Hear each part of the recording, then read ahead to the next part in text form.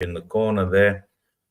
And we It are is. live. And today I am with Joel Cawley. Joel is the author of a book which I find fascinating. It's called The Fifth Paradigm. And in this, Joel goes back to the four paradigms of the United States and talks about historically how the United States has evolved and how it's got to the position where it is now. And this is the thing that interested me most about Joel. I looked at his Twitter page, his X page, at jcawley01, and I saw a person who is an American who sees America in the same way that I see America. So from that perspective, I was very, very intrigued and went to look at this book. I can't get a copy of the book, but I have read the synopsis of it. I've looked into what people are saying about it, and a lot of people are agreeing with you. But of course, you get the naysayers who call you a bit of a conspiracy theorist and that type of thing. But generally speaking, a lot of people agree. So, Joel, why don't you start by introducing your book to us? Sure. Thanks for the intro, Jerry. And just a quick bit of background on myself and my career. I spent 35 years in IBM. I spent 20 years as the vice president of corporate strategy. And I saw a lot of things in the course of my time in that job. Mm-hmm. And I didn't really get involved in politics much. I was worried about our business and how to build our business and dealing with the infinite problems we had trying to. I mean, when I moved into the corporate strategy role, we were on the verge of being sold off and broken up as a business and just broken up into pieces. That was the plan of the prior CEO. That was the plan for the board, was to destroy the company and break it all up and sell it off pieces. Okay. And we went from that to rebuilding and becoming a major player on the world stage again. And, I was a part of the team that did that. In fact, I was when Lou Gerstner is famously credited with that turnaround for good reason. The man is a brilliant genius and a really sharp, insightful mind, and the kind of guy you sat down and talked with in a meeting, and you immediately knew you had to have your shit together because he was going to be on top of you if you didn't.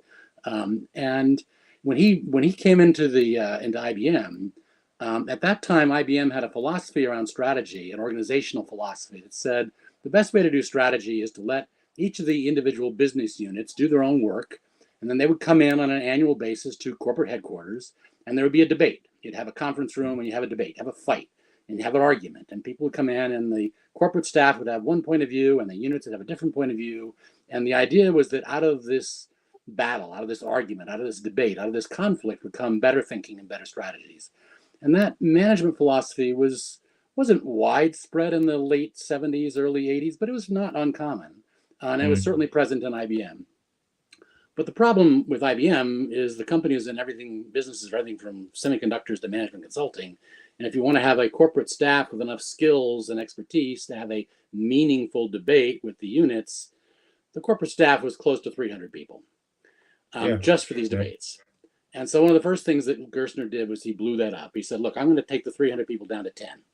And those 10 people are just going to be there to manage the bureaucracy, manage the coordination with finance, manage the interdependencies across the groups, and just be bureaucrats and handle the bureaucratic process of managing a $100 billion company. That was what his vision was. And then he brought in 2 people to actually work on strategy. And I was one of the 2 people. And the other guy quit after 6 months. And you lasted 20 years. And I lasted 20 years and went through all kinds of things. And through the resurrection of the business, the resurrection of the mainframe, the rebuilding of our semiconductor business, the growth of our business in India and China, the growth of our global businesses, the change in intellectual property, the rise of open source, the building of our software business. I was in the middle of all of that. And as a result, I learned a lot about how things really work in the world. And one of the things that happened very early on, when Gerstner was on board, and I was one of the 2 guys hired in to actually do strategy work. At that time, we had a lot of units that Lou was not confident in. He wasn't sure that he could trust what those general managers were telling him. And it wasn't that he thought they were lying about their business results, but more that they're lying about what really caused the business results. And he had trouble sifting through all the claims and counterclaims and so and so would say, well, I failed to meet my numbers because they didn't hire enough salespeople in this geography, or they didn't step up to the training required, or any of the million things that people could claim and did claim. And a company as large and complex and as matrix as IBM was, it was always easy to find somebody else to foist the blame off onto. And Lou needed somebody to sort through all that set of conflicting counterclaims and counterclaims. And I was the guy who ended up doing it. So another aspect of my job was not just figuring out strategy on a large scale over many decades, but it was also sifting through a lot of claims and counterclaims, many of which were just false, and figuring out how to get to truth and get to reality, and do so in a way that led to a consensus around decisions and the senior executive team, so that at the end of the day, not only did we make good decisions, but we made good decisions that everyone agreed with. That One is my interesting career. thing about IBM during that period is, and this actually aligns with my own field of study, you employed a guy called Gerd Hofstede, who managed culture, and he actually created the dimensions of culture from this period of time, which I think is a really interesting thing, because I mean, I've studied this at master's degree level, and what I found was China has a different culture, but it's not a different culture. It is a different culture, of course, but it's a workplace culture. Psychologically, we work differently. We respond to different stimulus. So IBM was the first company to recognize that during this era. And I guess Lou was responsible for that too. But Gerd Hofstede went away and he interviewed 114,000 employees in 30-something different countries. And he created this fact that, an American employee will not respond the same way as a Chinese employee to exactly the same stimulus. And that created, I mean, there's another guy called Alfonso Trompenaza who also does this. But this is actually my field of study. I'm actually fascinated that you spent so long in there, and you would probably, I wonder if you ever met Gerd Hofstede, but certainly you would have known about him. I knew about him. I knew about the work. And in fact, we created one of the things that we were not happy with in strategy was we got to a point where we found ourselves consistently saying that we had a great strategy, but the execution sucked. And we just felt like that was an excuse. And we were just hiding behind the excuse again and again. And we decided we needed to be a lot more robust about the execution side of a decision. When you make a decision as an organization, how do you transition to actually execute on that decision? And that turns out to be a very tricky and complex problem. And we spent a lot of time on it. We built a lot of constructs around it. And it turns out culture is one of the key linchpins of that whole process. Yeah, I bet. And I'm not going to spend a lot of time on that in this call. No, that's another call we could have. It's another whole call. That's not what we're here for today. I didn't realize that we had such a commonality in there, which may account for why we agree with so many things. So let's go on to talk about your book and the first paradigm. Let's go back to history. So the part, one of the things that motivated, after I retired in 2016. And after I retired, one of the things that motivated me to write, first I had a couple of books that I just needed to write. They were just burning to get out of me, and I just wrote them. And then I started to think and sit back and think more carefully about what I really wanted to write about.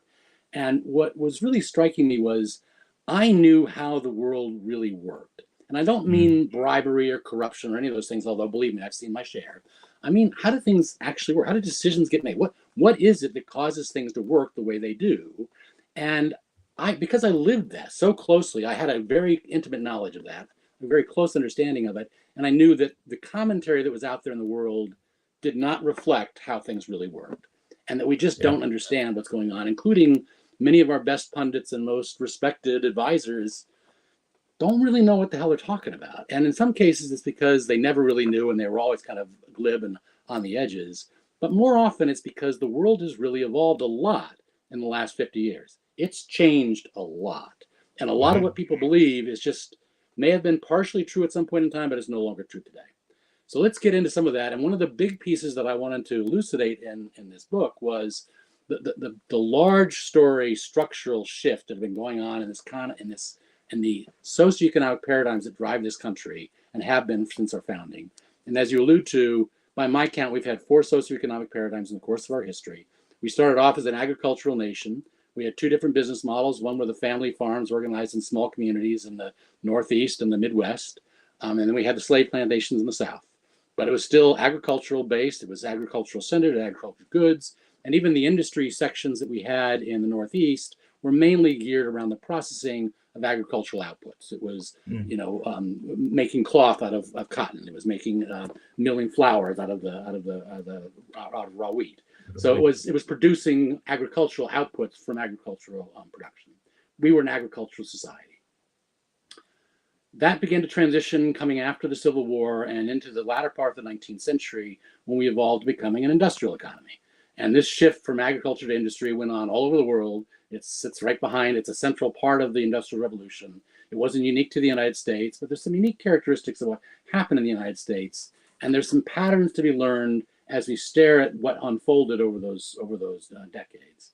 And if you look at the latter half of the 19th century, a lot of people view that as in fact, there are many conservatives who view that as a pinnacle of human achievement, of human governance and achievement, because it was free, or it seemed that way to many or to some.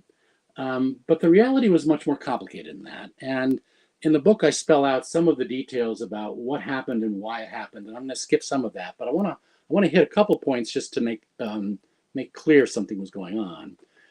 The manufacturing industry, we think of manufacturing jobs today as good jobs. In the 19th century, manufacturing jobs were shit jobs. They were bad jobs. You worked a 70-hour work week if you were lucky, and you could not feed your family on a 70-hour work week. In fact, what you were often done is you were trapped in a company store and you were paid script, and you had to buy your stuff using the script from the company store, and you got yourself deeper and deeper in debt to the company, even as you worked and tried to get yourself free. We were not a free society. Great song about that. We were trapped. It's a great song. There's some great songs about that. I'm hearing the words in my head of a song. Oh, my soul. To the company store. Well, there's a reason that's a famous song, because it was real. And people don't realize the scale of so first of all, it was labor strikes were technically illegal across most of the country. And there were some parts where it was quite explicitly illegal, other places where it was just regarded as questionably ethically challenged. But when strikes happened, they were not calm things. This was not, guys in a picket line with signs. These were people destroying things, burning buildings, tearing down buildings. And the U.S. Army was deployed to kill American citizens who were complaining about having to not being able to feed their family in a 70-hour work week. So complaining about a 70-hour work week and not being able to feed your family, that will bring the U.S. Army down on you. In fact, there was a famous railroad strike in the Northeast that shut down much of the Northeast, and that led to worries about famines and deep failures, structural failures of the nation, because transportation was paralyzed and nothing was moving. And the Army was deployed with major military commands, major artillery commands across major parts of the nation, with the U.S.'s major generals deployed to kill Americans in the strike.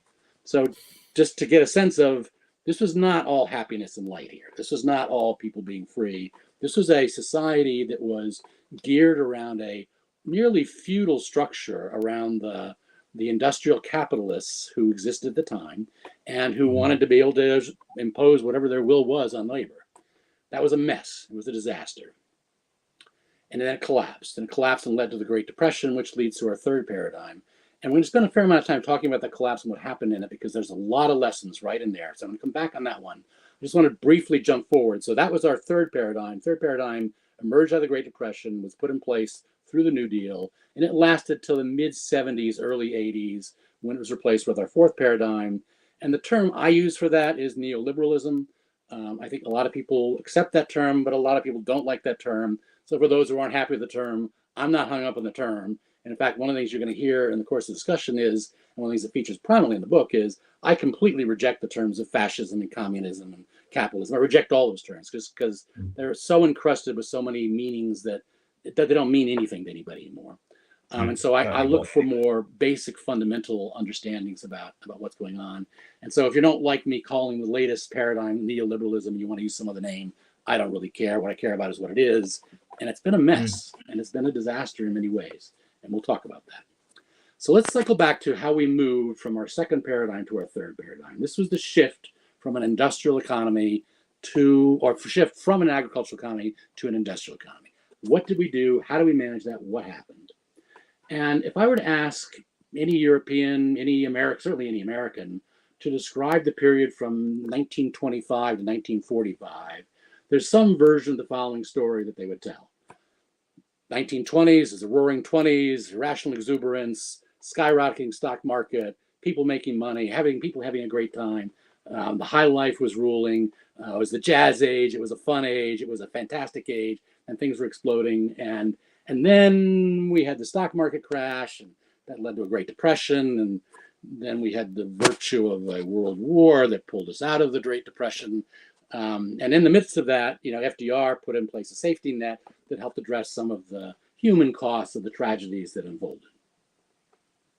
That's kind of the accepted story, and it's just not true. I mean, it's not even remotely right. And in fact, it's wrong in ways that blind us to understanding the issues we face and the answers that are available to us today. And it's there that I want to focus the attention. It's what is it that we really did back then, and what happened as a result, and why is it we tell all these weird other stories? And one little vignette of when I was writing this part of the book, I knew the basic story. I was trying to tell the story about the transitions between a agricultural to a manufacturing, and then the eventual transition from manufacturing to services economy. And I wanted to highlight key aspects of it. So I knew some of what I wanted to talk about in this section, but I really wanted to make sure I had my ducks lined up and my facts lined up. And so I was doing all this research and gathering all the data and trying to make sure that the data matched my points. And I would go look up the data and look up the year and when did that happen and when did exactly this get deployed. And they said it here, but when did they actually deploy it? And does the effect make sense then? And so I would just check to see if it made sense. And it didn't.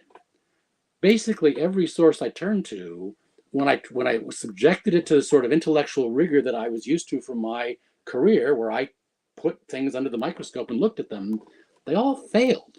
Like, not just some of them, they all failed. And even when I thought, okay, I think I'm finally getting this figured out, and this guy missed this piece and he missed that piece, but he got that piece right, and now I can see the picture, and then I push on it further and it would fall apart again.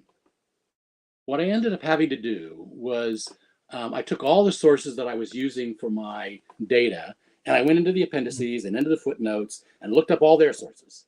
And then I went to all those sources and looked up their sources. And I went to their sources and looked up their sources. And I pushed my way all the way back into the primary sources written and published in the 1930s and 1940s. And it wasn't until I got to those sources that I got clean data. And it was only until once I got to the clean data, that I could begin to sort out the misconceptions and the miscommunications and the errors that showed up in lots of different places. And part of it was getting to the right data, and that was hard, but when I did, things began to clarify. But other things began to change also. And one of them was that the very definition of a job today isn't match the definition of a job back in the 1930s. If you were a white-collar worker in the 1930s, then yeah, you had a job. It was a salaried job. It looked like a salaried job today. It kind of fit into those categories. But if you were a machinist, that's not how it worked. You had a trade, and you had an industry you usually worked in for that trade that usually gave you employment, but you didn't really have a job. You had a trade and a set of typical employers and an industry you tended to work in, but nothing that rigorous as a job. And clarifying that distinction and what the terminology meant turned out to be important to figuring out how some of the numbers that I was struggling with were not lining up. So I give all that just to illustrate this is not a simple period to sort out. A lot has been written on it, and a lot of what's been written is just not well grounded. It does not have good grounding. So let's go back and talk about what we did. So FDR takes charge, and the storyline is that FDR put in place a safety net. I think that's bullshit, and I think that is a big misleading statement. What FDR did was he redesigned the economy. He rewrote the rules for the economy, and he did it sector by sector. So first was the finance and banking sector. He put in place the rules that began to separate the speculative capital of finance from the investment capital of banking. And that was a crucially important shift. It meant that you could now get stable capital that the industrial sector needed for the build out, the capitalization required to build an industrial economy. We didn't have that before. What we have is speculators and speculative money that was running around trying to corner the wheat market or corner the real estate market in Florida. And the banking industry, which is the source of much of the funds creation, new wealth, new value creation, new money creation, that was channeling its energies into speculative efforts, not building an industrial sector. So that shift was fundamental, and it radically changed the nature of the risk, and it changed the nature of the way capital was functioning in their economy. Within a month of that change, and by the way, that change was it took them less than a week to make that change. They sat down, they had most of the legislation written, they polished it up within a week, and they got it polished, they got it literally published. They announced the banking holiday the Thursday before the weekend. That weekend, they finished it up, put the final touches on it, voted on the following week. It went into place in less than a week. And within a month, the financial structure of the United States began to change. And the money which had been flowing out of the banking industry began flowing back into the banking industry. So then the second thing he did was he looked at the agricultural industry. The agriculture industry was a disaster. And we talk about the 1920s as being this roaring 20s and this period of rational exuberance, and it was for the industrial sector and for much of the economy, but not for the agricultural economy. What's happening in agriculture was productivity was skyrocketing, going through the roof. But what that meant was that people were producing vastly more than we could sell, vastly more than the US could support, vastly more than we could get and sold on international markets, vastly more that can be produced. And prices were collapsing, and bankruptcies were going through the roof. And the Midwest, the US Midwest and and parts of the Northeast were just being devastated because the agricultural sector was collapsing. And that collapse meant that a key part of the demand side of the economy was broken, was not working. The other side of the demand side of the economy was the people who worked in the industrial sector. And as I mentioned, they couldn't earn a living on a 70-hour work week. So that part of the demand side of the economy was also broken. They just weren't making enough money to keep the economy going. So we had an economy that was structured in a way that was protecting capital to the extent of against the interests of labor, to an extent that labor was being destroyed and demand was being destroyed in the economy. Ford was one of the few industrial guys who saw it, observed what was going on, said, this is probably not going to work. And he was one of the few guys that actually said, maybe we should actually increase salaries a little bit here. Now, he was too small. He was a drop in the bucket compared to what all was going on. And these things are happening on a much larger scale than what he was operating at. But the basic fact of the matter was demand was being destroyed, and the agricultural sector of the economy was a basket case. So what did they do? Well, they introduced government planning, central planning. I'm seeing some parallels with today. Are you? Yeah. Are you saying? Hold that thought, Jerry. Well, give me about 5 more minutes, and I'm going to give you a mountain of parallels, because the parallels are immense. So we put in place government planning. We put in place central planning. We said, look, we got to figure out how much agricultural supply we can actually support, and we need to start cutting back on production so that we don't produce too much to cause prices to go down. And the part of what we're going to do to do that is, we know we're going to tell certain farmers that this year you plant your crops, but next year we want you to let your field lie fallow. Plant stuff in to restore your soil and other things you might do for maintenance. We will pay you what you would otherwise earn for your crop, but we don't want you to plant a crop because that would create too much supply and cause the prices to crash. So we began to centrally manage, government manage, socially manage our agricultural sector, which we did up until the 1990s. There were some legislative changes that happened in the 1990s to reduce some of that government dependency. But even to this day, it's often heavily dependent on this. So that's the second piece of what was done. The third piece, now we looked at the industrial sector, and as I said, the industrial sector was doing well. The capital was flowing in. There was money going on. And productivity was growing rapidly, and the output was going crazy, and production was going crazy. All kinds of new inventions are coming out. The issue with the industrial sector was inadequate wages. People weren't making enough friggin' money.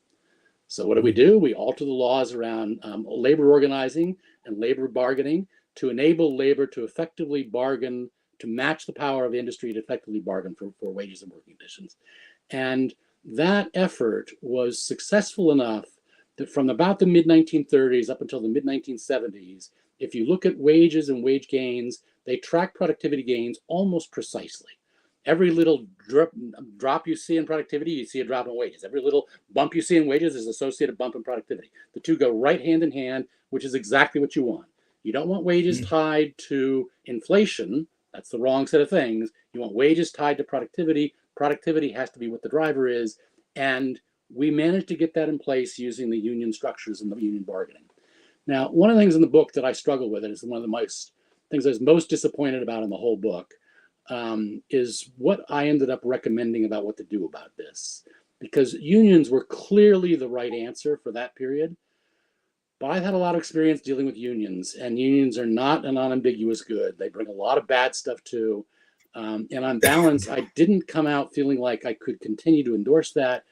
And my substitutes, which we'll get to in a little bit, are okay, but I don't think they're that great. And if there's anything in my book that I feel dissatisfied with, it's not having an adequate answer for how you sustain wages in the absence of unions, or how you restructure the way unions work so that they are more constructive in their engagement and less avaricious, basically. So that was the second piece, or the third piece. So now we cleaned up finance, we cleaned up agriculture, and we changed the bargaining structure in the industrial sector. Next thing we did, we need to build this country up. So we built the goddamn country. People talk about the WPA and the CCC, the Civilian Conservation Corps, as jobs programs, as work programs. And you can find no end of conservatives who will sneeringly talk to you about, people being paid to move stones from one side of the field to the other side of the field and then dig them up and move them back the other direction. And there may have been boondoggles like that happened, but those boondoggles also included building LaGuardia, building the bridges in New York City, building the entire electrical system in Appalachia, putting in place the water and electrical systems that allowed the entire western half of the country to become industrial, participants in the industrial economy. So we built the economy with those people. And while those jobs may have been quite important at the time they were created, and they were in fact quite important, the jobs are long since gone. LaGuardia is still standing, unfortunately, by some. By the way, I have not been in the new LaGuardia. Apparently the new one is much, much better. I flew out of that airport for so many years. I do not miss it. But it was built in this period by these people. And so you can't underestimate how big a deal that was. The next thing that we did actually happened in the administration before. McKinley created something called the RFC. Have you ever heard of the RFC, Jerry? No, I've never heard of the WPA either, and I was going to ask you when I got to a suitable break. The Works Program Administration. It's another one similar to Civilian Conservation Corps. They just worked on different things, but parallel structures, basically. Okay. The RFC is a structure that almost no one has ever heard about, and that's a shame, because it was a representation of a philosophy that had existed in the United States since Alexander Hamilton, and you will often hear referred to as Hamiltonian economics. And we did that in the 1930s, and we did it through the RFC. So the RFC was basically a federal government bank. And this bank set about to build the United States capital, manufacturing, industrial production structure. They set out to build the machine tools and the factory floors and the assembly lines and the automated machinery and all the stuff that goes into building a national industrial sector. We built factories. We filled them up with goods. We filled them up with machine tools. And we did so through the federal government. And in most cases, we charged the companies that were the recipients of this largesse, maybe we charged them $1 a year, something like that. And then at the end of World War II, we sold the whole capital structure to them for $1. Literally, I mean, $1, because you couldn't make it zero because there had to be some transaction fee legally, so we just made it $1, and so we just transferred it over them. By the end of World War II, over 50% of the total U.S. capital stock used in all of its industrial machinery and equipment have been paid for by the United States government. Wow. 50%, over 50% of the total capital stock of the nation's production capability have been paid for by the U.S. government. We did it. We built the goddamn thing. And we put the capital in place to do so. And then we gave them orders for tanks and planes and other things. And I've always found it interesting that people talk about how World War II got us out of the Depression, because blowing things up doesn't create economic growth. It doesn't create production capacity.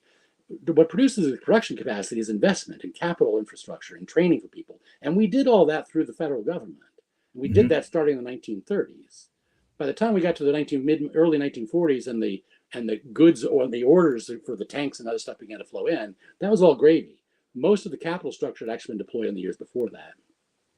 And as all of the men had to go overseas, the need for capital equipment and material movement and other things that could not be handled by women with the lack of physical strength also drove up the capital intensity in one industry after another, so that when the men did return, with all that capital structure in place, their productivity went through the roof as well. Yeah. And so now you look at this, the post-World War II miracle of the United States, and it is an amazing phenomenon. The only thing in world history that has matched it is, frankly, China's rise over the last 50 years. That's the only thing in world history that compares. And in the US case, we did it by spending half the capital to fund the whole build out. And we built the infrastructure, and we redesigned the industries to fit what was needed to be successful. So that's how we got out of that mess. And there are lessons in that for what we face today, because what we face today is the same structure. We had, and back then we had an economic pillar in agriculture that was supporting our communities, that was becoming incredibly productive. And that productivity is good, because productivity is what drives wealth creation, but productivity is also immensely disruptive. And when economists talk about their models and think about how the world works, you often hear them use phrases like free-flowing capital, labor, and goods. Well, capital and goods can flow freely. Labor doesn't exist. Labor is people, and people don't flow. People can move to a certain degree, but they don't flow. And when capitalist structures and market forces are reorganizing capital and goods in a dramatic way, labor will struggle and will not be able to keep pace. And we need some form of intervention to address that shortfall. That was true for the United States. It was true literally everywhere in the world. You can look anywhere in the world at this transition, and you can find interventions that were brought in place to support local agriculture after this period of productivity began to explode and the agricultural economics would no longer support the same number of people. The value being created was still high. In fact, it was going up, but the number of people supporting it was going down. And the communities that it could support was going down. Now it's being replaced by an industrial growth and growth in the industrial sector, but that is not an even process, and it creates all kinds of dislocations. So roll forward to today. And today we have the same exact phenomenon going on. We have an industrial sector whose productivity is skyrocketing, has been for decades and decades. And as a result, fewer and fewer people are employed in that process in the United States or elsewhere around the world, most around the world, to produce the same amount of goods. You just have much higher productivity. Now, there's a chart I asked you to bring up. See if you can pull that chart up. Because this one chart tells a lot of the story. And I want to, while the chart sits up there, I want to make one other comment about the agricultural period. If you go back and look at the agricultural evolution, we went through a period where the majority of people were employed in agriculture in one form or another, to a point where there was the total number of people employed in agricultural peaked, even though the percentage had dropped, to eventually a point where the number of people employed in the sector began to drop as well. So in the case of manufacturing, the peak employment as a percentage of employment, so peak as a percent, actually happened in 1939. So that was when we were actually our most manufacturing intense, was back in 1939, back at the end of the Depression, after that period of build out of all the capital structure and the investment in all of the industrial production capabilities. 1939 was the peak, was the actual peak period for percentage of people employed in manufacturing. You also had the beginning of the European War. Correct. And then as the war came along, all those people began the men all went off to war, and all the statistics began to change. But that percentage, the percentage of all employment, began to then drop from 1939 on. And what you see in this chart is that number, continuing to drop all the way down into the, in this chart, it looks like it kind of levels out around 2010, around somewhere around 8 or 9% of the labor force working in manufacturing. Okay. The actual peak in employment was in 1979. The total number of people employed peaked in 1979. And so the total number has been declining since 1979. The percentage has been declining since 1939. And now you look at this chart, and what the chart shows is that long-term productivity trend. I mean, this is I'm showing it from, this chart shows from 1970 to 2020, but you can take that chart all the way back to 1939, and it's got the same picture. Now, I want you to look really closely at the year 2000 and the period between 2000 and 2010 and look closely at the slope of that curve. Yeah. That period is the China shock. So the famous slash infamous China shock, this is where China's manufacturing took over the world and the US evil people outsourced everything to China and our manufacturing employment disappeared. And if we just got those jobs back from China, everything would be fantastic. That China shock was massive and disruptive and destroyed the country. And on this chart, the way you see that, where I see that represented in this chart is it's the steepness of the curve between 2000 and 2010. And if you look really closely, it does get a little bit steeper. That increase in steepness is the China shock. The big picture of the story is productivity. It has nothing to do with China. It has to do with manufacturing productivity. And we can produce everything we need with 8 to 10% of our population. We don't need more than that to produce everything we need.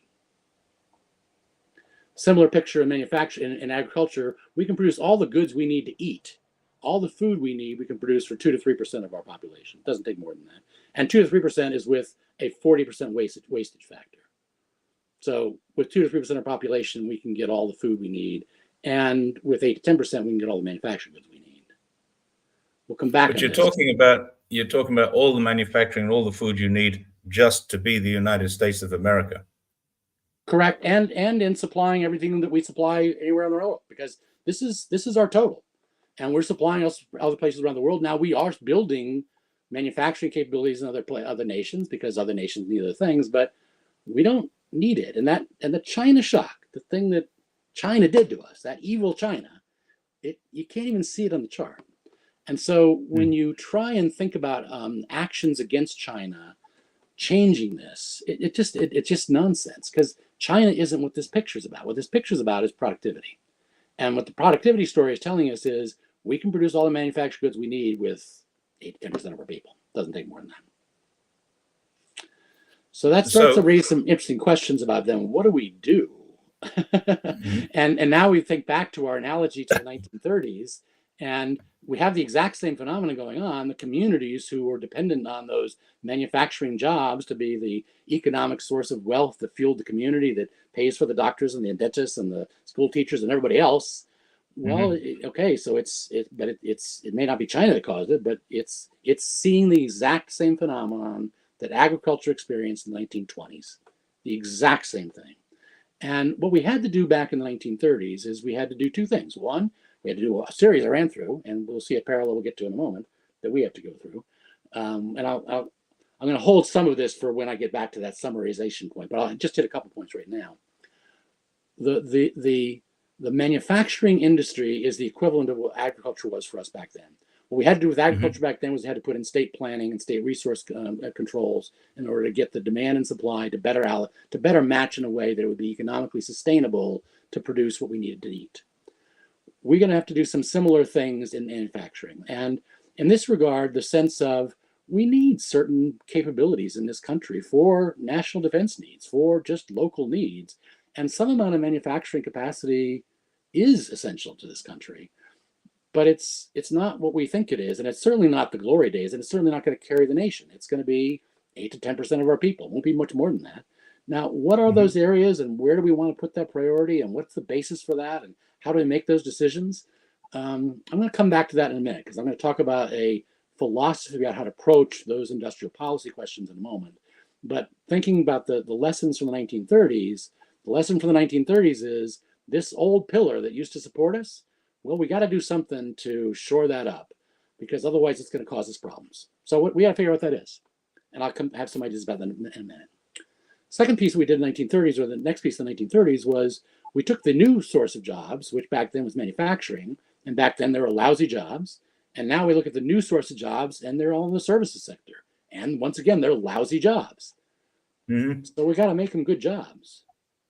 We got to make the jobs that we are creating good jobs. They got to become good paying jobs. And the whole key to that back then was allowing unions to negotiate, allowing that power structure to shift so that you had union negotiations to balance out the value that's being created by the workforce.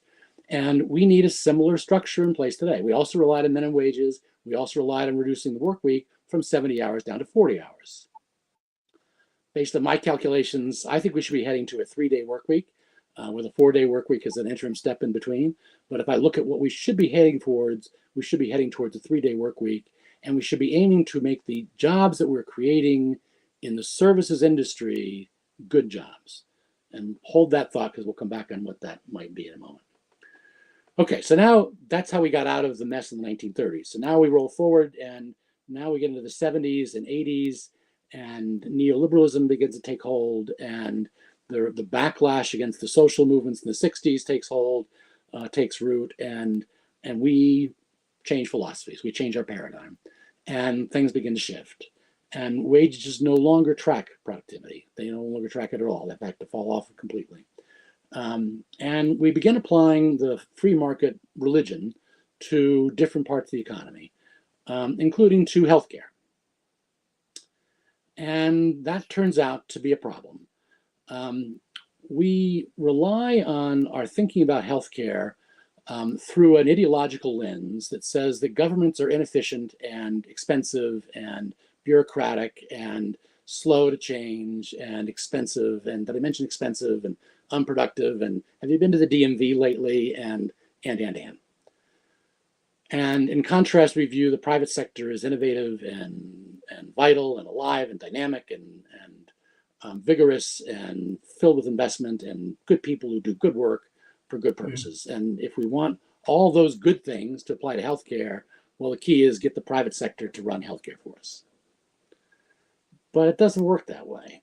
There are 3 problems with running healthcare as a business as opposed to as a social structure. And the 3 problems are: one is the lack of a substitute, second is the fact that they are a natural insurance business, and the third has to do with price elasticity. And the price elasticity is the most important one, but I want to talk about the first 2 briefly because they also play a role. The lack of a substitute means that if you're ill and the bill to fix your illness is high, well, there's no substitute. I mean, it's not like, if you get a damage to your car and you have a job to repair it, or you could just replace the damn car. So there's a replacement value, and that replacement value gets capped on the repair value. Well, there is no such replacement value for a human illness or disease. So you have to deal with the issue. There's no substitute that creates a natural cap. Second piece has to do with insurance. And I want to take a minute on this because people don't understand the math of insurance. And they don't understand how often that math is important and in how many sectors of our economy it turns out to be important. And I'll use a really simple example to illustrate the point. Imagine you've got a little island nation somewhere off in the Indian Ocean someplace, and this little island nation has a grand total of 10 people. And this little island nation with 10 people has cured all its diseases and all its healthcare problems and all its injuries. And it's an ideal place. There is, however, one last disease that remains. And it's a problematic disease. Only about 10% of the population will get it, but 10% of the population will get it. And it is curable, but it costs about $100,000 to cure. And if you don't get the $100,000 cure, well, you're going to die. But that's the nature of the beast. So now what do we do as this little community? So one approach is we say, look, everyone, this is a matter of personal responsibility. Everyone needs to make sure that they have adequate resources that if they get ill with this one illness, that they will be able to cure themselves. So we all need to save up $100,000. Now, we've taken a $100,000 problem our society faces, and we've suddenly made it $1 million problem, because now we've required everyone to put in place all the resources required to deal with this when everyone won't get it. Only 1 in 10 is going to get it. So we took a $100,000 problem, we made it much bigger. We made it $1 million problem by introducing personal responsibility. Personal responsibility didn't lower the cost in any way. It actually raised it dramatically. So option 2 is I can say, well, instead of that, what we're going to do is we're going to have no one's going to put aside anything. We're not going to do any savings. We're not going to try and do anything. And, you get the money. If you get the disease, then if you got the money, you'll save yourself. Even if you don't, you die. And, in that case, we didn't create $1 million problem. So that's good. But we probably lost some people. And, who knows, unpredictable. But we certainly didn't act in a responsible way. And the obvious insurance answer is one where We all look at it, we say it's a $100,000 problem. There are 10 of us. If we each put in $10,000, we have no problem. It's solved, and we've solved it in a way that's sufficient for the problem scale of the problem. We've tuned the fix to fix the scale of the problem. And the problem is that the issue, the challenge, the healthcare issue is a statistical issue. It is a group issue. It is not a group. It's not an individual issue. It manifests at an individual level, but at a health level, it's a collective issue. And as a result, the financial answer has to be a collective financial answer as well. We struggle with this, and we can't get our heads around it. But insurance is the absolute right answer for how you deal with a situation like healthcare, where you have this situation where you've got wide variances of outcomes and huge unknowns as to what's going to happen to any one individual. And every attempt to try and avoid that financials misunderstands the nature of finance. You can't save your way out of this. A health savings plan does nothing for this because it's not a savings issue. It's a distribution of probabilities and variability and variances of outcome and the variances of what those penalties or what the cost is of those outcomes. You have to solve it through a collective financial structure.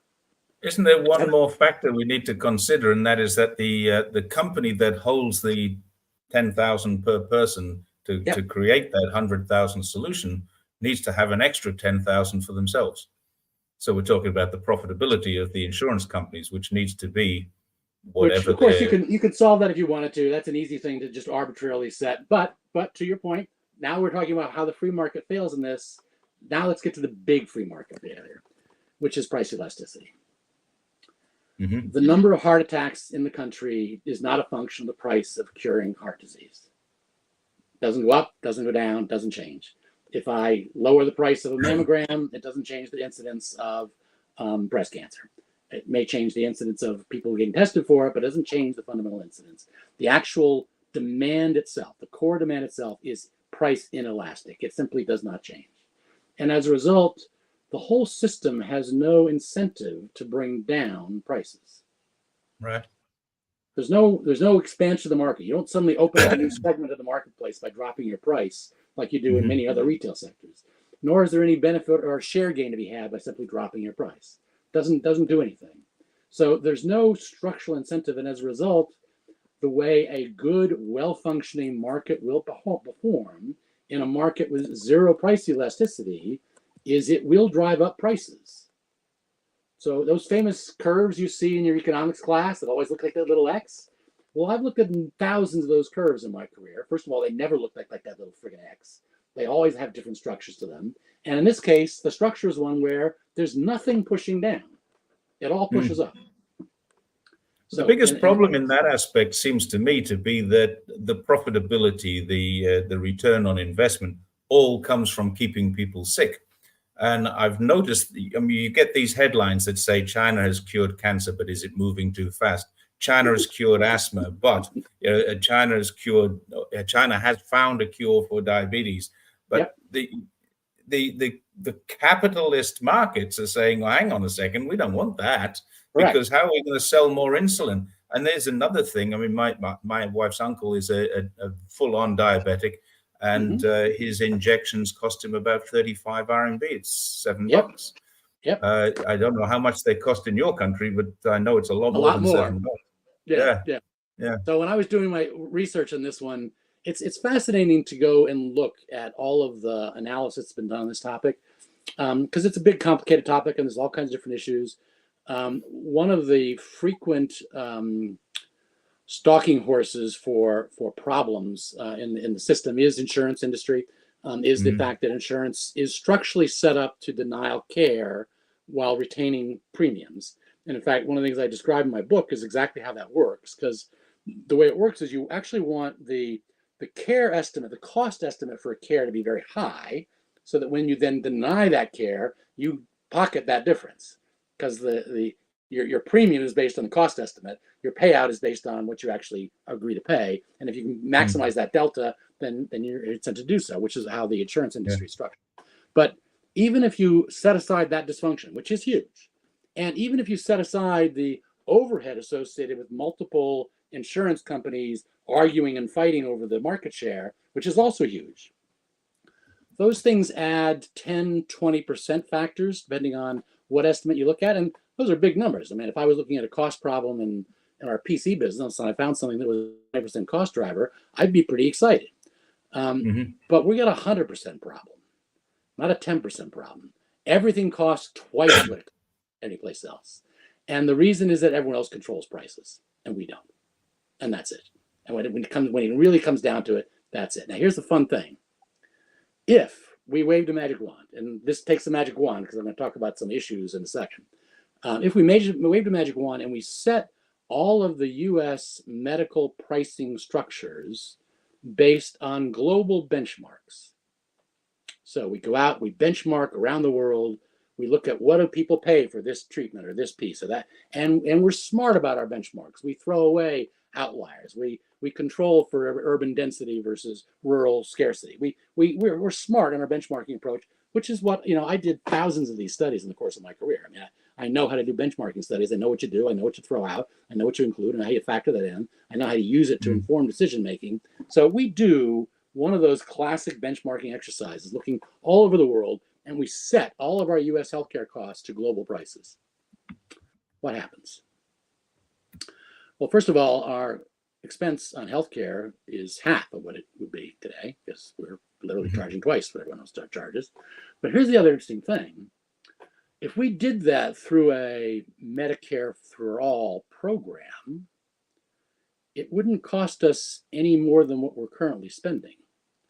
If you add up what we currently spend on Medicaid, Medicare, the veterans benefits, and the amount of money we let corporations deduct from their taxes based on their healthcare spending, those four buckets add up to everything it would take to cover all of the healthcare needs for the US population in total. But why is the US healthcare system so grossly different from pretty much every other system in the world? Why is it so hideously expensive? Because we decided in the early 70s and then grows in the 80s, and I document the psychology of this and the successive series of decisions and the congressional debates around them in the book. But it is a series of beliefs in the free market as the answer. And every time we don't get the right answer, we think, well, we must not be free enough. We must need more market players and we need more market discipline. And the problem is it's the market discipline that's causing the prices to go up. That's the cause. It's not the opposite. It's not the solution. So who allows the market discipline? This is your free market. And this is where USA is so different to China. So we let it go. We let prices be set by the market. We let doctors set their own prices, hospitals set their own prices, specialists set their own prices, everyone can set their own prices. And what happens in a market with zero price elasticity is the prices get high and they keep going up. And then when we do try and intercede, we try and intercede at the back end of the process. At the very end, we try and intercede through a coverage strategy, through an insurance strategy, as opposed to tackling the cost problem head on. And when you do that, what you run into is resistance from the people at the end of the care umbrella who've absorbed the supply chain costs of all the rest of the people who are operating as in a zero elasticity market. And all of a sudden you try and impose prices at the very end and you get them people say, you can't do that, I can't cover my cost. And they're often correct because it's systemic. You have to drive the cost throughout the entire equation, all the way down to the bottom of the supply chain. And if you did that, then you would fix this. But it would, and if you did it, you could cover the medical costs of everyone in the United States without a penny of new taxes. That's the calculation of the number I just gave you, is that it doesn't cost us anything. We already pay enough in taxes. We already pay enough out in medical care to cover everyone in the country completely with everything they need if we just got our prices under control. And the reason we don't is because we believe in the religion of free markets. Now, what the argument is, against the counter argument is, well, shouldn't competition lower that? And the problem is competition can have some meritorious effects in some areas, but it's limited. And the reality is when in a market with zero price elasticity, everyone responds to zero elasticity and everyone tends to go up. And that's what happens. So key thing that's got to be fixed there. And we can't fix this. This is such an enormous problem for this country. We can't fix the country unless we fix this. Yeah. Next. We got more to go here. We got much more to go, and then I'm going to start putting pieces together. Okay. Next key piece. The next bit. What I'd like to do is because we've only got half an hour or so left. Yep. The sources of the current failure: privatization in healthcare. You talk about innovation, collaborative reality. Yep. Globalization and the inescapable reality. Yep. Let's touch on them. Innovation's next on my list. So one of the philosophies, one of the belief systems underlying the neoliberal philosophy that took root in the 1980s was a belief that that government was a problem, and that if we got government out of the way and got bureaucrats out of the way and got regulatory structures out of the way, that people's natural creativity and innovation would dominate, and we would have a much more dynamic society, a much more dynamic economy. Just here's the empirical data. If you measure business dynamism, and there's a whole bunch of metrics you can look at for business dynamism, and you measure them from the point in time when we started the philosophy aimed at maximizing business dynamism to today, business dynamism has gone down by 40%. So the empirical observation is we thought we would do X and it would produce Y. We did X and it produced Z. The exact opposite of what we thought.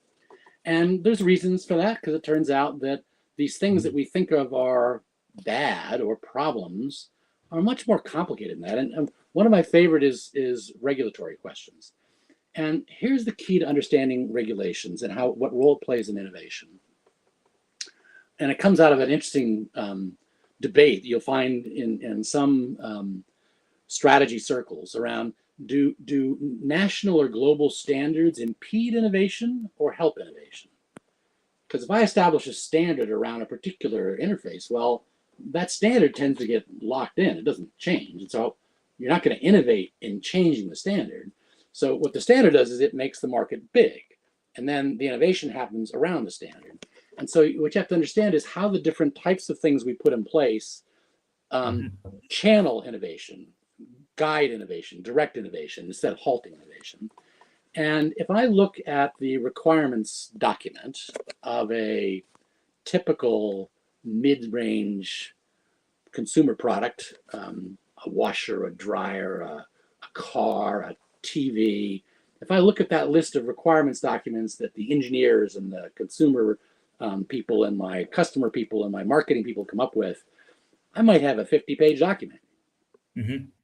And yeah, there might be a 5-page addendum that's got a bunch of government regulations on it that I also got to follow, but it's a 50-page frickin' document, guys. And if my engineers can handle a 50-page of documents with all kinds of conflicting stuff in them, they can handle the 5 pages of other stuff that these other people think they want.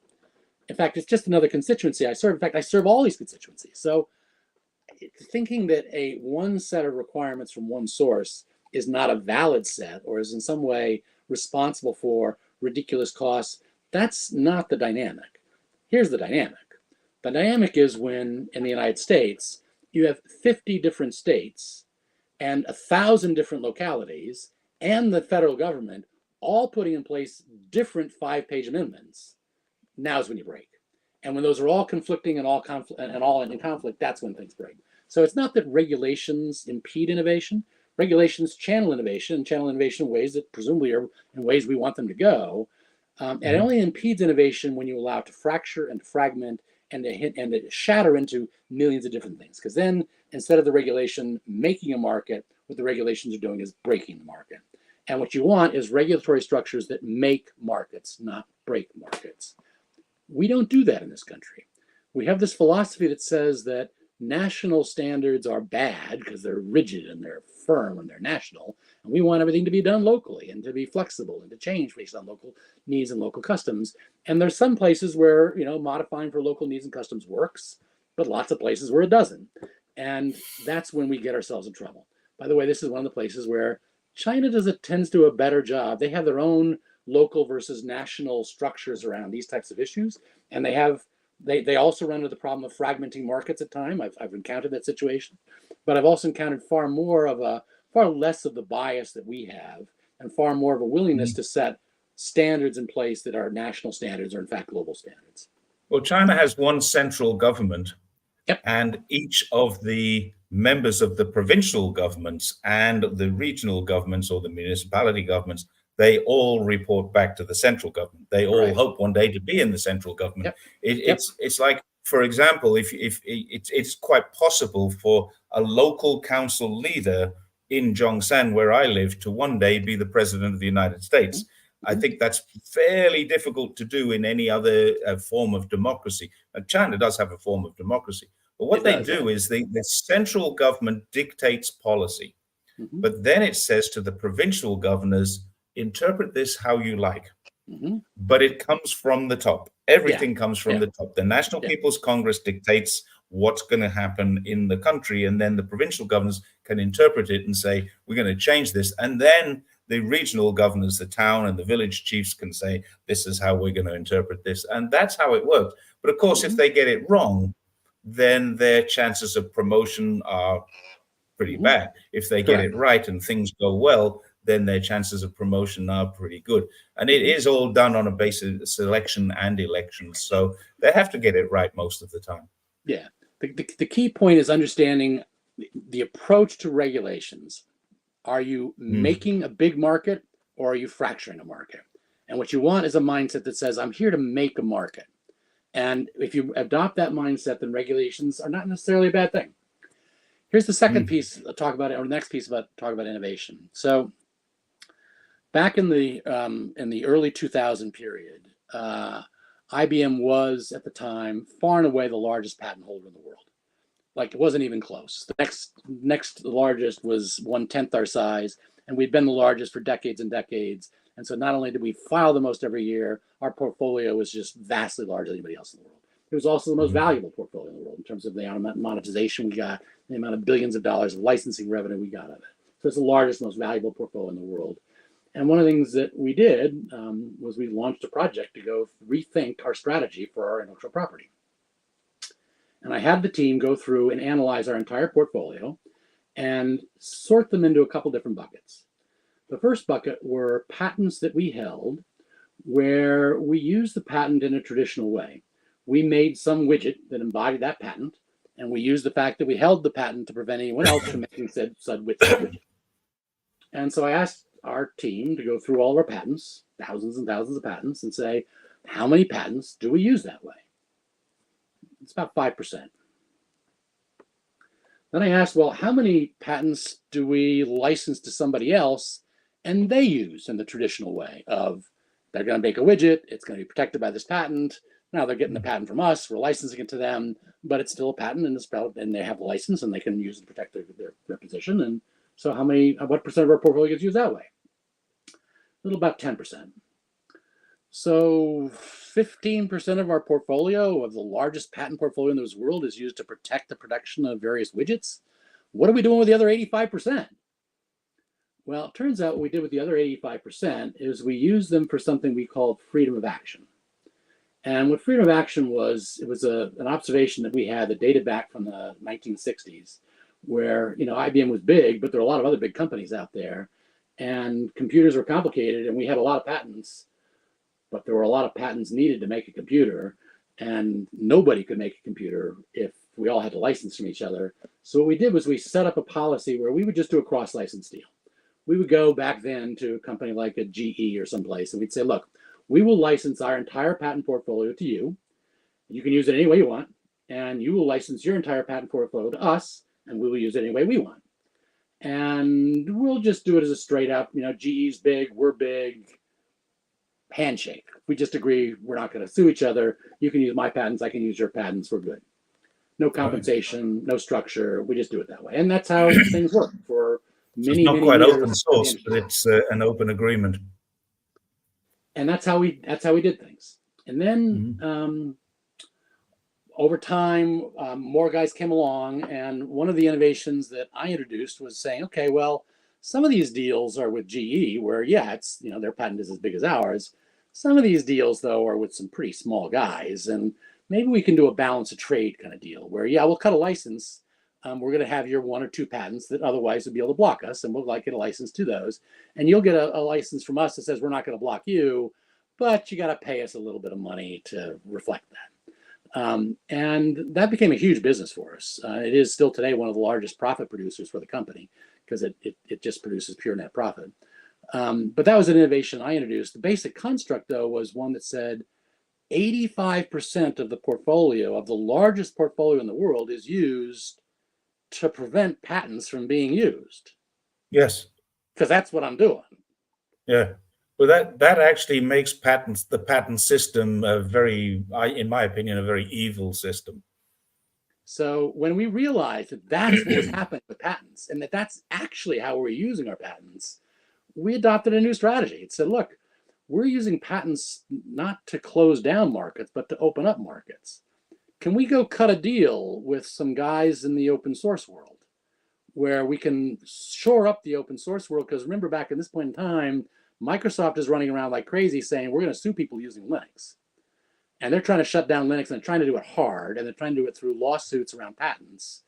And we had, at that point in time, and still to this day, have a cross license with Microsoft that said any patent IBM had, Microsoft had a license to, and any patent that Microsoft has, IBM has a license to.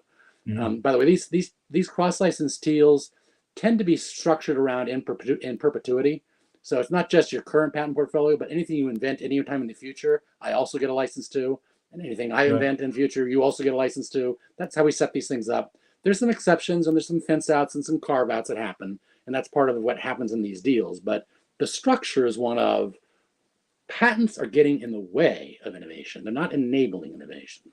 And it was when we realized that what we needed to do is to shift that orientation to one of making it an enabler by making them freely available, by making them available to standards organizations, and by making them available to open source movements in a way that gave them protection from the patent lawsuits that were otherwise threatening them.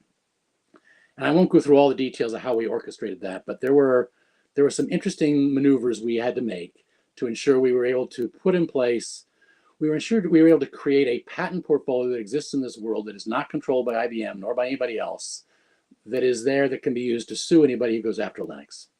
And we did that. We put in place such a structure, and that exists out there in the marketplace. And Microsoft knows about it. And when they found out about it, they backed off and they stopped threatening lawsuits. The IP system does not work the way we think it does. And the reason is that nobody can produce anything unless they use patents from everybody or from a large number of people. And so now you think about what's happened with China, and China's coming along, and they're starting to produce their own patents, and some of them are really good patents, and they're starting to become members of the team, and they're starting to become players on the board. And now, in the normal course of events, what we ought to do is go strike a deal with them, just like if GE came along or some other startup company came along or Google come along. In fact, we taught Google how to manage intellectual property. We helped them. We helped build. In fact, we designed their IP legal team based on modeling off of one we had in Armonk. So, we've dealt with this before. When somebody comes along, you teach them how this whole world works, and then you agree that now that we both know how it works, we're going to cross-license each other and make sure everything works cleanly because we both need each other in order to keep doing things. But that's not how politicians think, and they don't understand how this world works, and that's not how the dynamics are unfolding at all. I will tell you that we went through a period in the late 90s where China was consistently demanding that IBM license our high-end server technology to them. And the way this would take is we would have some big deal going with the Bank of China or somebody.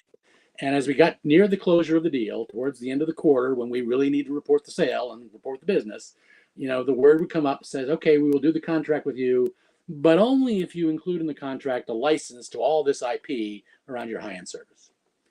And most of that stuff got rejected by our country managers. Most of the stuff didn't reach my desk. But there were 4 or 5 in the course of decades that eventually bubbled all the way up to corporate and got to my desk. And in every case, we said no. We walked away and said, sorry, we're not going to do that deal. We're not willing to part with that. In every case, they came back to the table. And so what I hear people talk about the challenges of negotiating IP deals with China.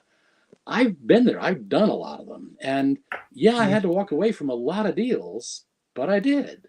And if you have to walk away, you walk away. And the threats that would come from China, where they'd say to us, well, if you don't do this deal, you're not going to get this business. And if you don't recognize that Hewlett-Packard's about to get the Hewlett-Packard already agreed to this term. Now, it's all lies. It's all false. It's none of it's real.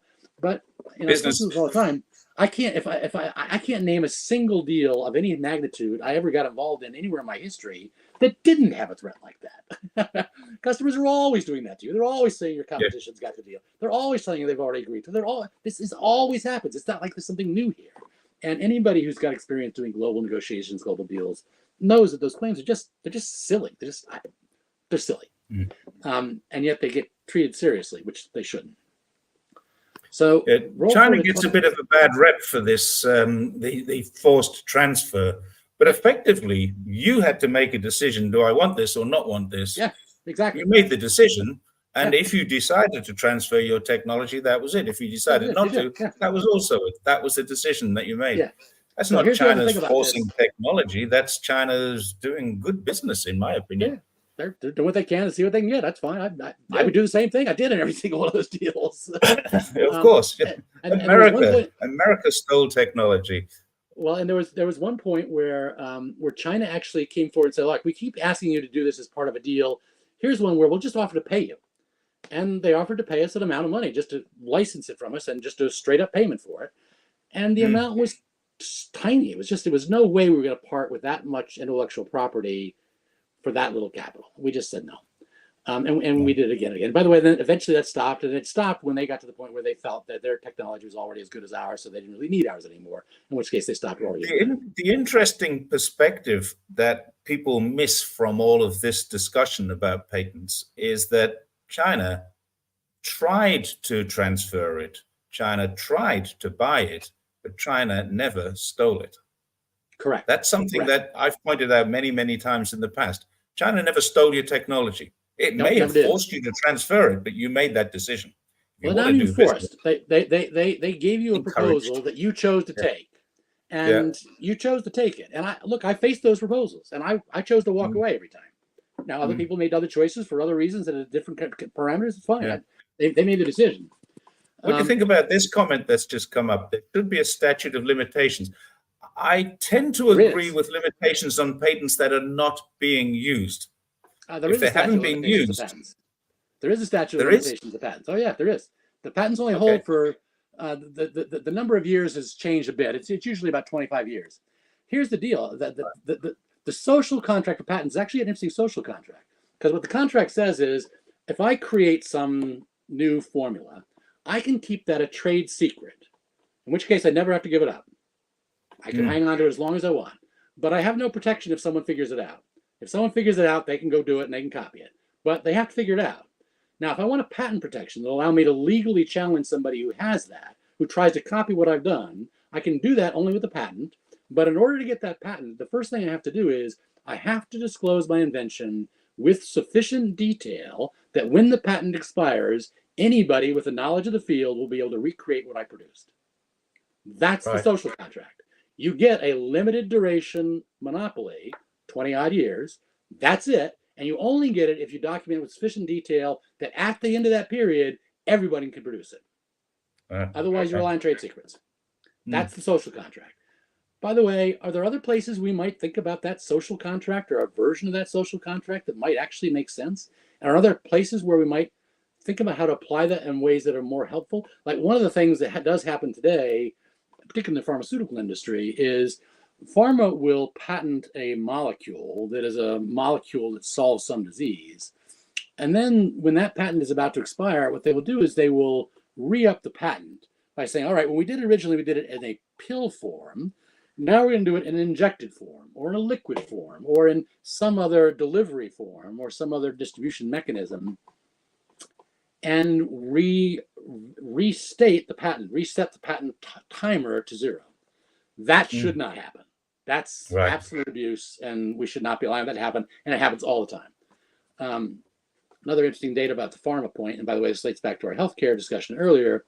If you look at something like 85% of the tier 1 drugs that are prescribed around the world, so the most heavily prescribed drugs in the world, you look at the top 85% of the top drugs in the world were invented through government programs. It's mainly the US, NHS, CDC, government investments in academia, some in Europe, some in Israel. And I imagine we'll see more and more coming from China over time. But they mainly come from government efforts. The private sector role in a new drug doesn't really come into play until the molecule is discovered and has been through early validation. The pharma companies ramp up their efforts for trials. That's what they're designed to do. They have the infrastructure, the resources, the administrative machinery to run trials at scale with the proper controls, with the proper sampling techniques to make sure that they can get something approved. And that's when their apparatus swings into play. And we need that. And it's important. It plays an important role in that. But they're not the inventors. The inventors come from elsewhere. And this is how they justify those extremely high costs when something goes into production, which are insane. What they try and do is say, we need all these excess payments because we need to absorb the risk of all the failed drugs, but they don't absorb those risks. The NHS absorbs those risks. The US government absorbs those risks. The UK government absorbs those risks. They don't absorb those risks. They're absorbing the risks of the trials. And the trials, by the time they get to the trials, they're running the trials pretty damn efficiently. Okay, let's move on to globalization and the inescapable reality. So we live in a globe. You may have noticed this. Yes. You may have noticed it. Isn't it flat? I thought it was flat. No, it changed. We discovered some new things. This guy named Copernicus came along and told me and a few others. But so the global reality is not changing. What people don't understand is what globalization is really about. Including, I find the vast majority of economists do not understand globalization. And I would say 99% of the economists who talk on Twitter, on X, have no idea what globalization is about. They think globalization is about trade. Globalization is not about trade. When I worked on global problems, which was my whole career, I don't think I looked at a trade document more than 3 or 4 times in the course of my whole career. Just not trade isn't what's trade and tax incentives and all of those things show up after you set the strategy. Strategy gets set on much more fundamental basis around what are the basic economic fundamentals of a nation, what are the basic economic fundamentals of a population, of a society, of its economic development, of its current state of economic development, of its current state of technology development, and what is it that will enable that nation to move to its next stages? What are the things that they and their own population and their own desires are calling out? Where are they putting their emphasis? Where can we put our emphasis to participate in that process and ride along in the process? We built a very large R&D facility in China under my watch, and it's a very good R&D facility. It's one of the better ones. We have R&D facilities scattered over the world, so it's not unique to China, but China certainly has a big one. We built a very large service delivery arm in India.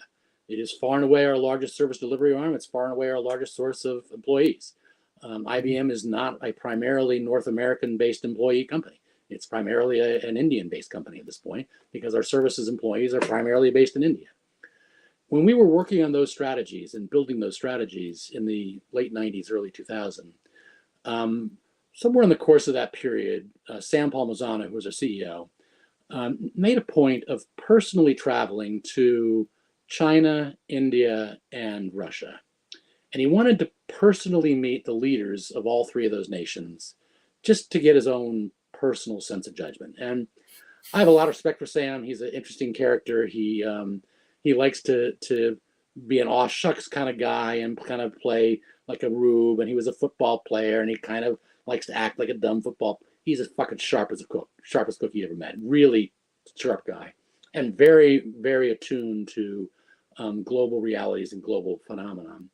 And at the end of this period, and it wasn't like 1 week, it was over a couple of week period, but he had just made a point. He kind of told me in advance he's going to do it. And he came back from all those trips, and he had a session with a bunch of us. And he said, look, I've personally met with the leaders of all these different countries. And here's my sense of what I want us to do. He said, in India, we can do whatever we want, build whatever we want, build the service organization we're talking about. I have no issues at all. I'm completely comfortable with the people, the culture, the politics. I feel like we can navigate. I feel like we can operate there in a way that's trusted. China, similar. I'm a little less comfortable in China, but I have no question about our ability to build a good research institution there. I have no question about building a giant hardware business, building a partner business. I'm less sure about our ability to build a software business. There's no sign of them having an interest in a services business. And, I'm a services guy and I don't really quite feel that, but I'm comfortable that they have good rule of law, good integrity, people I can talk with, people I can deal with. Mm-hmm. And he said, and listen, I want us to get every penny we can out of Russia. I don't want us to put another penny in that goddamn country. We can't trust anything we build there. It would be seized. He was in the room when that famous incident happened where Putin stole Bob Kraft's Super Bowl ring. Have you heard about this? You know about this incident? No. So there's a bunch of U.S. businessmen there meeting Putin, and they're in a meeting with Putin, and there's film. You can find some of these films. I've even seen it on YouTube. They're all hanging around, they're talking, and Bob Kraft is there, the owner of the New England Patriots, and he's got his 5 Super Bowl rings, and he's showing off the Super Bowl rings to Putin, and Putin asks to see one, and he takes it off and hands it to Putin, and Putin's looking at it, this is a fantastic ring. How do you get these things? And well, you can only get them if you win the Super Bowl, so you can get one, and Putin just thinks it's great, and he drops it in his pocket and walks away. And Sam was standing right there. But you can see, I've seen video where I could see Sam, he's like 5 feet away and he's looking at him. You can see what's going on. And Sam was talking to me about it after. He said, Joel, if he could just drop that in his pocket and walk away and never return it, there is no telling what he would do to any business we built there. True. So, and it is true. And I think about that a lot when I think about the ideologues trying to think about these nations as being similar or same or different, who just, they don't have that visceral sense of the nation. And look, there are guys in IBM who are as ideological as you can possibly get. There's a guy I know quite well who I worked very closely with for many, many years.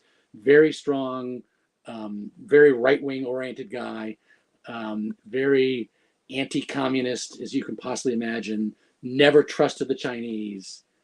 But he would admit, and by the way, he was our primary contact with the NSA, the CIA, had top secret government U.S. clearance. So he's that type of guy, and in close with some of the Israeli intelligence organizations. So he's that kind of guy. And he would admit that he couldn't think of a single instance where China reneged on a deal with us. They negotiated hard, and we sometimes had to walk away, and we sometimes didn't like the terms.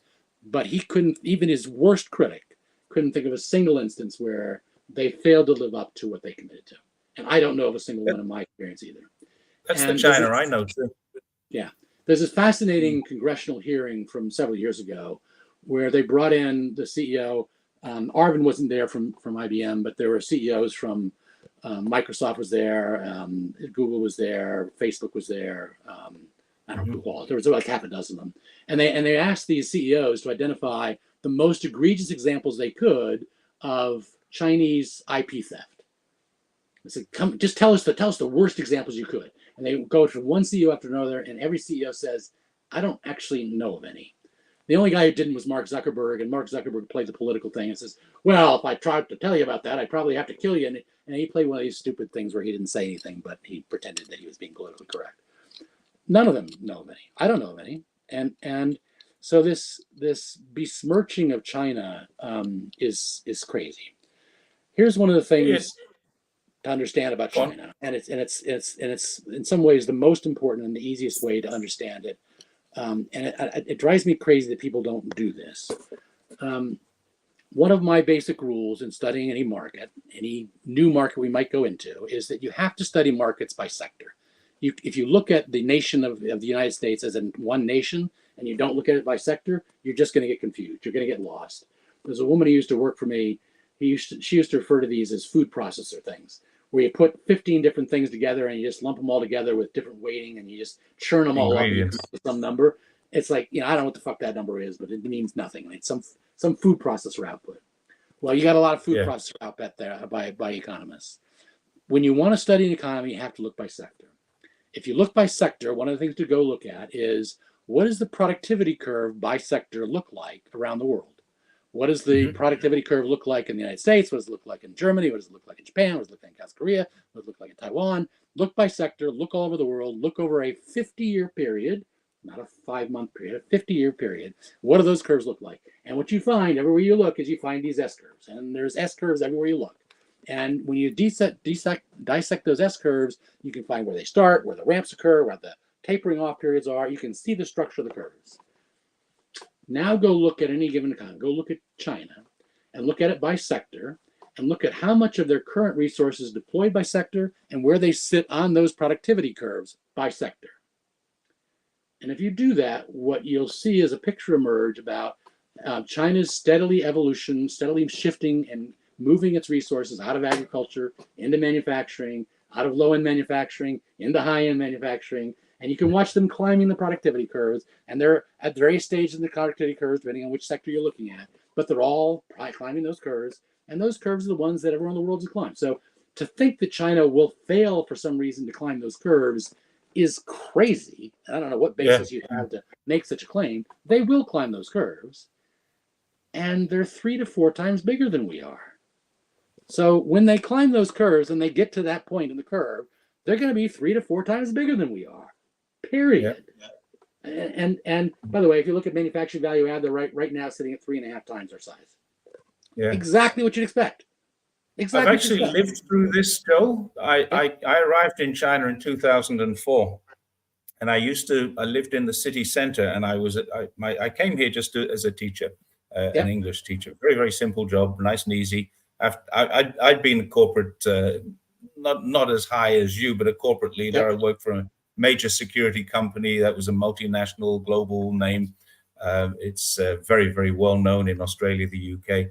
And I was a general manager for them, and I got made redundant because one of your American UTC, it was United Technologies, took over our company and said, we don't need all of these managers, and I was gone.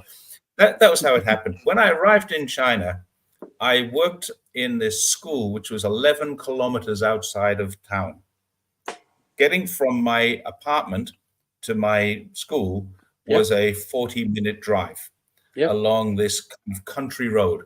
It's now an 8-lane highway with a separate bus lane on each side and a service lane. So we're talking 10, 12 lanes now going all the way from basically the end of my street all the way down. But what I used to see, which was the most amazing thing, I used to see farmers, and quite often you'd see a farmer and he's walking his bullock along the road, and he's got his stick and he's tapping it on the butt, and he's on his mobile phone.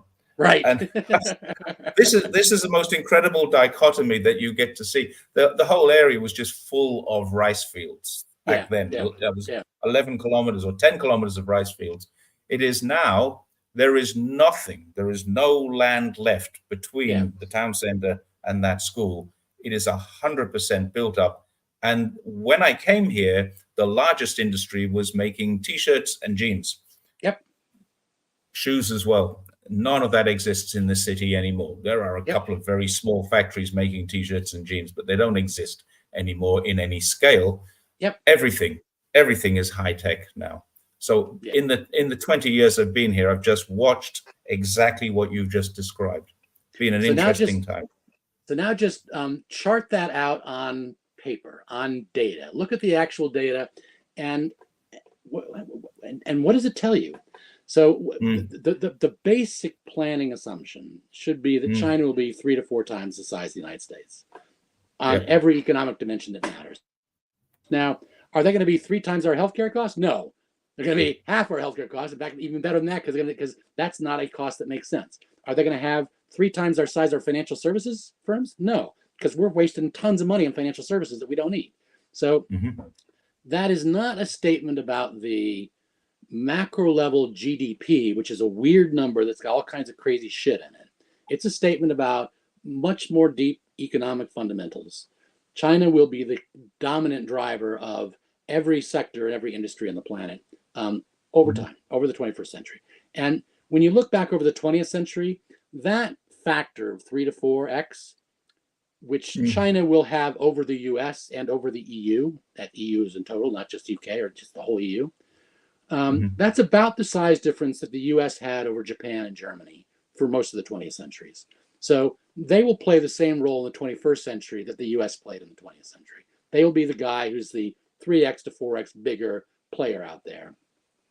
Okay, is that going to be the topic of your next book? Because you talked about pragmatic abundance and a preview of your next book. So we've got to the 90 minutes mark, and I'd like to give you a little bit extra because I'm really interested in this.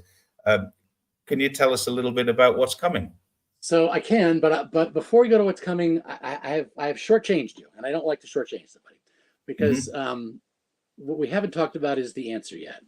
And I want to Okay. give you just a hint of how to think about the answer without getting lost in all the details of it, because I think it will be revealing. Okay. There's a heuristic that comes from the world of business strategy. And the heuristic says that every company is good at some combination of three things. And that, in fact, all economic value creation can be decomposed in these three principal directions: innovation, operational efficiency, and client knowledge or client intimacy. And this theory, and it's a theory, it's a heuristic from the world of business strategy, and it's based on the fact that if you're really good at innovation, you tend to be very flexible about who your customers are because you go where the inventions take you. If you're 3M and you built a new Post-it, well, you don't care that no one of your Band-Aid providers want it. You're going to go find who wants to buy Post-its, and you're going to go do that. So you follow the invention to its market rather than being centered on something else. If you're really good at client intimacy, you want as large a selection of offerings as you possibly can, because different things will tune to different client needs, and you're going to be able to draw from as rich a range of that as you can. And if you are an operational efficiency guy, you'll produce the cars in any color you want as long as it's black. So these three. So while this is a heuristic and it's a theory, it has some grounding in reality. And if you really study the world of business strategy, you find is that really excellent companies become really excellent in one of these three, and then they minor in the others. They use partners for the other roles, or they have the other roles, but they're just not as strong as they are as their central pillar. So there's something that is a primary pillar for your ability to create value as a company, and that's, again, it's a theory of business strategy. Now, if I apply that heuristic to the U.S. as a starting point for thinking about U.S. industrial policy, where that takes me to is the U.S. natural cultural strength is innovation. I mean, we are good at innovation, and we're good at commercializing innovation. And we have got a lot of institutions that are good at. We have a lot of holes, and a lot of things can be better, and a lot of room for improvement. But as a general rule, if we were to land on something that is a strong natural cultural source of strength for the United States, it would be innovation. And if I think about that as one of the primary sources of value creation in the world, being major players in innovative markets, or markets driven by innovative dynamics, that's a good place for the US to focus its industrial policy. Focus on that piece of things. If you focus on operational efficiency, well, some operational efficiency is achieved through innovative production capabilities. And in fact, that's been one of the US strengths dating back to Ford and the creation of the assembly line in the first place. So inventions he was brilliant. inventions to create new operational efficiency are things that we can play in. We've got a role to play in some of those. But a lot of other things, a lot of other places and times, operational efficiency is simplicity, or it's dumbing down labor, or it's just labor costs. And that's not the place for the U.S. to focus. There are plenty of other places around the world who can live in that space and live comfortably in that space. And we don't need to be in that role in order for us to have a good place to be. When it comes to customer intimacy, that shifts to a different mindset. The US market is one of the largest markets in the world. It's a big market. And even though China will be bigger, the US is still going to be a big market. And a lot of companies, including a lot of Chinese companies, are going to want to sell into the US market. So the ability to be good sellers, distributors, and client access points for the world's goods, goods from all over the world, well, that's another great spot for US industrial policy. So if I was setting industrial policy for the US, I would say major first on areas of innovation and on figuring out how to improve and sustain and buttress our existing sources of innovation, learn the lessons about how patents really work and don't work, learn how collaborative innovation is essential to modern frontiers, learn what that requires in terms of licensing structures and incentive structures, and learn what it takes in terms of financial capital, because we skipped over financialization. That's another big part of the story of what's going on. And again, I'll talk about that at length, and we'll skip that for now, but avoid that set of traps. So focus on innovation and focus on being the client intimacy solution for the US market for the world of global goods, including very specifically China. Well, China would very much like that, but your politicians would not. Well, why not? So I They're think sanctioning China right, left, and center. They're making rules to keep China out. they're doing stupid They're things. poking China in the eye on a daily basis with things like the current free Tibet bill Crazy. that they're trying to get Biden to pass right now. Yeah, I no mean, debate. basically, Our current policies are insanity. But that's the point. They're insane. I'm glad you agree. They are hurting us. They're not helping us. They are not aligning with where our interests really lie, because we're not properly understanding where our interests actually lie. And they're not understanding that China could be one of the biggest sources of economic development for the U.S. Yes. Because the U.S. market is a big market, and we have the best ways, vehicles for selling this market and for serving this market. And every Chinese company wants to serve this market. So, well, they're building factories in Mexico so they can. Correct. And yet we are looking at that and saying, well, we don't want that. Well, why? That's dumb. And again, you got it right. It's insanity. Yeah, it's craziness. I think China is hedging its bets with the Mexico market. It understands that the Mexico market is there for the US, but also there is a huge market to the south of Mexico that is relatively untapped for China's goods and services, mostly goods. Absolutely. And I think that's what they're really poorly doing. served market. And China can make hay for 50 years in Latin America. I mean, there's a ton to be done there. And Africa. Yeah. So we'll hold off on Africa because I have a different set of issues than Africa, but put that one aside. Is that for another video, chat? That's a whole other video. It's a whole other video. Okay. Look, we're running over time. Let's move on to your future plans for Joel. What's the next book? So let's start with a quick bit of fun with numbers. So I just said that we can produce all the food we need with 2% of our population. We can produce all the goods we need with 8% of our population. So 10% of our population is all we need to produce all the food and all the goods we need. I also said that we're paying twice as much as we should for healthcare. If we paid what we should for healthcare, we would save 9% of our GDP if we just paid what the rest of the world pays for healthcare. We'd save 9% of our GDP. It's about $2 trillion, a little over $2 trillion a year. Right now, we have, again, I skipped over the stock buybacks and the financialization story, but let's just observe that in the early founding days of the stock market level was a measure of how much money was being raised to invest in capital. Today, the stock market is a measure of how much money is being extracted out of the economy and into the casino. It is not a measure of how much money is being invested. We're actually investing very little. Most of the money goes in the stock market is secondary issues. It's not primary issues. It's not going to primary funds. It's going to people doing secondary stuff. And when you go buy a stock and buy a share of IBM, you're not investing in IBM. You're investing in the casino. And people don't quite get that in their heads. Now, we got about $1 trillion. It's increasing personal wealth, or it's changing personal wealth, but it's not affecting the money isn't going into the investment, it's going into the casino. It's going into a gambling operation, not an investment operation. And that's why I said changing personal wealth rather than increasing personal wealth. Correct. Because it could go either way. It could go either way. So we got $1 trillion in stock buybacks a year, and we got $2 trillion a year we're wasting on healthcare. Let's ignore defense for the moment because we could have a different debate about defense. That's $3 trillion a year we're just wasting, and that's about 30%. Well, 15. So $20 trillion to that'd be 10%. So it's 15% of the economy that we're just not spending. So it's $3 trillion a year.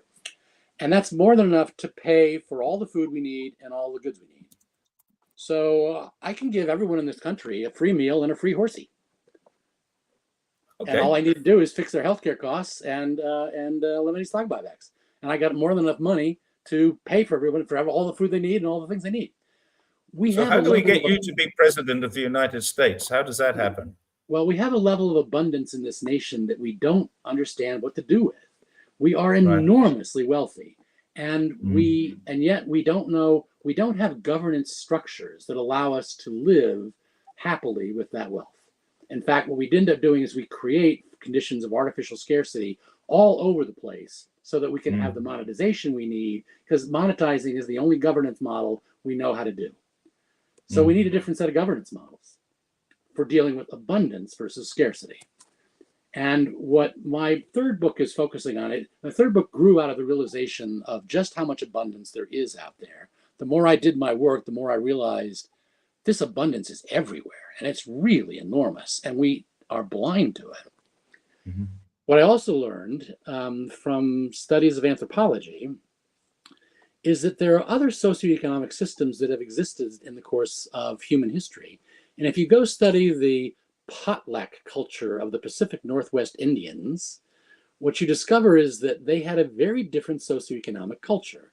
Because the salmon were so abundant, their society lived with an abundance that most other Native Americans, primitive societies, just did not enjoy. And it's interesting to study what were the cultural differences that emerged in a society rooted in abundance versus one rooted in scarcity. And they're important differences. One of the things that happens, well, all of our economic systems can be thought of as dynamic systems. So dynamic systems are types of systems that have feedback loops and operate in ways that we sometimes refer to as unpredictable. It's not that they're unpredictable, it's that they're complex systems and they have interaction effects and they work in different ways. And I've built a lot of complex systems, modeling systems over the years. And there's different design points you can have for a modeling system. I can model a complex system that is designed for accumulation at the nodes. I can design a system that has flows of activity between nodes in a dynamic system where the system design is one that causes accumulation at the nodes. I can also design a dynamic system that maximizes the overall flow between nodes.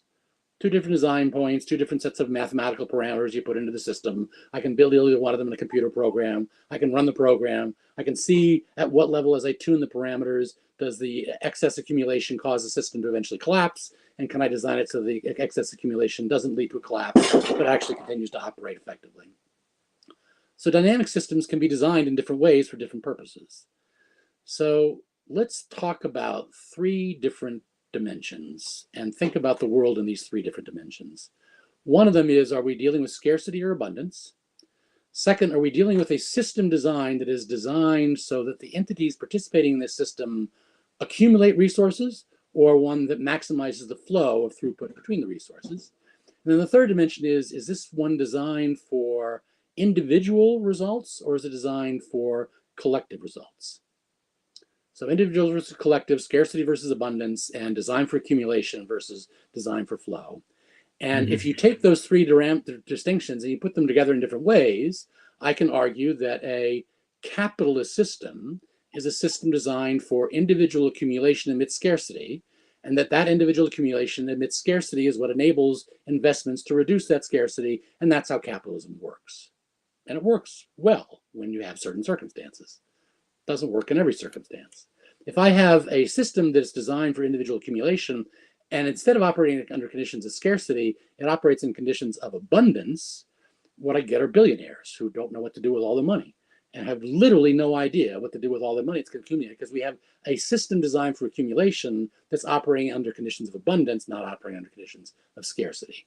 And so what my book does is it spells out these three different dimensions and then begins to explore what are the governance systems and structures you could put in place for the diversity of what we find in our real economy, the mixture of both scarcity and abundance, the mixture of both scarcity of individual things and collective things, and the mixture of things where you want free flow of access, like information and knowledge and science, versus where you want accumulation, like capital resources for investment. And when you look at it in those different dimensions and you begin to put those pieces together, you see that there are a lot of other possible design points. And that's what I'm aiming for, is to give us some other design points, because the ones we have are all failures and we need new ideas. And that's what I'm trying to do. So this is kind of removing all of the isms, and we talked about this before. This is not socialism. This is not capitalism. This is not communism or anything in between those things. This is just saying what works for these people, what works for the largest group of people. It is an attempt to write a new political philosophy. A new manifesto. And when I wrote The Fifth Paradigm, I was very careful to avoid that situation. And in fact, I very deliberately avoided. I stayed within the technocratic realm of things that I could justify with finance and economic analysis and business analysis. And I did not need to resort to a philosophical structure. But as I did that, I concluded that we face three critical issues as humanity. One is our current philosophies are broken, and we do not have good answers that will fit our modern reality. Two is the U.S. is going to continue making bad decisions about China, and we're going to fuck it up royally, and we're going to fuck up the country and the world in the process. And the third is climate change. And if we don't understand how to organize properly to exploit the opportunities associated with climate change, we're going to get royally fucked by it. And I originally intended to write the book about all three. And then after I started working, I decided that the philosophy was the key. If I fixed the philosophy, the other two would solve themselves. And so I focused on the philosophy. Okay. So, when will the new book be available? Well, I got to finish writing the goddamn thing. Okay. So it's a couple of comments coming up. I have a problem with dyslexia. I'm left-handed and right-eyed, and I spell things wrong. Apparently, I've spelled the book name wrong, but I will fix that in a moment. Okay. I will also put the link to the book in the Amazon link to the book so that people can know where to go and at least have a look at the synopsis and say, well, yeah, that's an interesting book. And I have one last question for you. Sure. Just one last question. How many people do you think in the United States think like you do? There must more be than you a guess. lot. More than you guess. No, I think there's quite a lot. I see them on my channel. But what do you think is the number? Is it... Sorry? They're not informed. It's a combination of things. When I talk about this to people, I get a lot of nodding heads, and what I get a lot of is people saying, "So how did we do that back then?" And when I tell them we just did it, it blows people's minds that you'd say, "Well, okay, well we're just going to do this because we're going to do it," and there are those who can see that and understand that and appreciate that, but what I am most disappointed by is that my peers, my colleagues in the business world, the senior executive ranks of the business world, who know the stuff that I'm talking about, many of them are, they're right-wing political nut jobs, and they're not going to come along for the ride ever.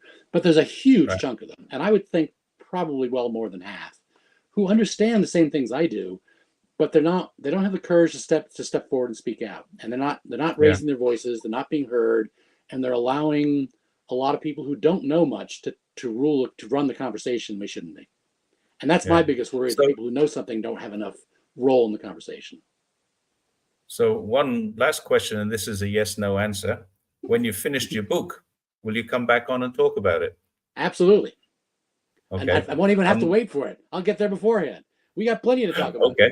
Well, let me know when you're ready to do that, and we'll put this all together again. And as we're approaching the second hour or nearly the end of the second hour of our chat, and I do have things to go and do, and I'm sure you do too. And I want to thank you for your time. Thank all the people who've added to it. And Darthex, I'm lextillistic as well.